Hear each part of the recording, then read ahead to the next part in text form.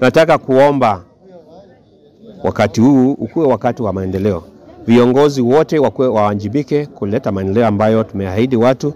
Tumeahidiwa vitu vingi tunataka kuziona, tunataka njia itengenezwe, hospitali yatengenezwe, lakini isikuwe ni siasa kila wakati, ikuwe wakati wa kufanya kazi na wakati wa maendeleo. Kwa hivyo tupatiane kwa viongozi wale wamechanguliwa wakati wa kufanya kazi, ili wakishindwa tutawaambia sasa siku ya mwisho wakati wa kura, tuwaambie kaeni kando mmeshindwa, ama endeleeni kwa sababu mmeshinda. Na kwa hivyo tuhimiza ili watu watunze amani, kwa sababu ile vita iko Sudan, iko DRC, iko mahali kwingine, ni kutokutunza amani. Watu wote waweze kuunganika pamoja, tuache vita, kwa sababu kumekuwa na furungu hasa katika pande nyingi, na hasa pande ya kwetu tumeona furungu wa watu wanazozana katika mikutano, wanapigana.